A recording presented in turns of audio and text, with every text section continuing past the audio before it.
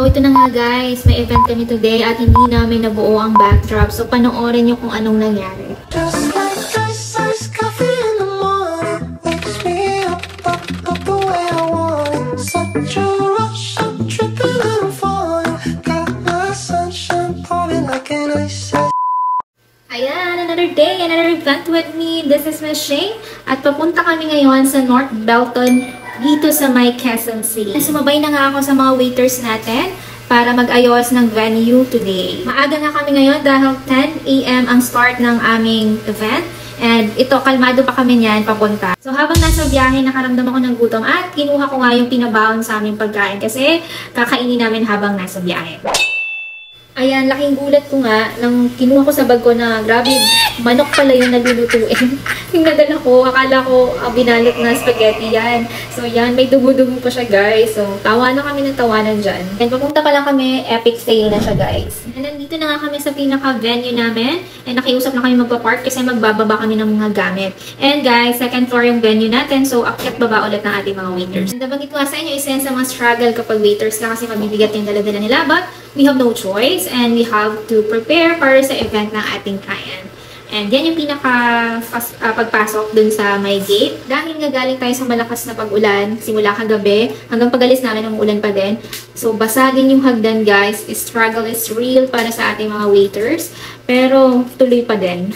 Tuloy lang kami. So, umakit ako niyan, chinek ko yung venue. So, akala ko dito siya sa may labas. So, sabi namin sobrang laki pala nung pag-aayusan namin. Pero hindi pala. So, dun pala kami sa may function hall nila sa loob. Nung time na yan, sobrang aga pa namin yan guys. Wala si Boss A kasi siya yung magluluto ng food natin today. So, susunod na sila.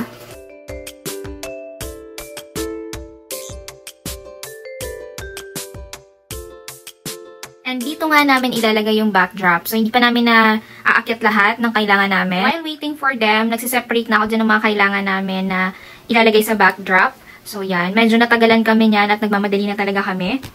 Ayan, that time, nag-chat na ako kay Boss A na pumunta na siya kasi medyo gahul na kami at feeling namin hindi namin siya matatapos. And 8:30 na ata yan. So, meron na lang kaming 1 hour to prepare. And kakabalik lang din yan ng aming driver / magtatayo kasi siya ng backdrop namin. So, siya lang yung nakakaalam. And nahirapan siya sa may parking. So, hindi kami na-reserve ng parking and that's why na-delay kami sa pag-aayos. So, yan. Ako na nga, na-stress na ako ng very light dyan kasi my God, parang walang nangyayari sa ginagawa namin.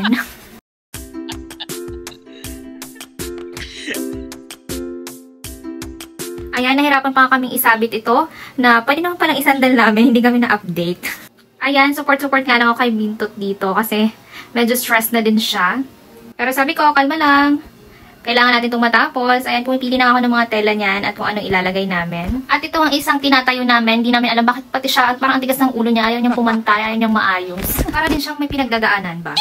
Di na nga ako nakatiis. Gusto ko na siyang akyatin pero hindi ko pala abot. Ayan, nag-superwoman na nga ako dito guys. Ginamit ko na yung pagiging pep squad ko dito. Dahil natulog tayo ng namigay ng height, ayan, kahit nagdagdag ako ng upuan, hindi ko pa rin siya abot. So, tumatalon-talon ako niyan. Kaya pa, girl? O, diba, girl? Sige ka dyan. Ayan, hindi na kami marunong tumingin ng pantay-pantay. Basta maisabit na lang namin yan. O, diba? Tamang lipad lang. So, guys, naputol na tong video na to kasi na-full na yung iPad ko. Pero, guys, hindi talaga namin siya nabuo.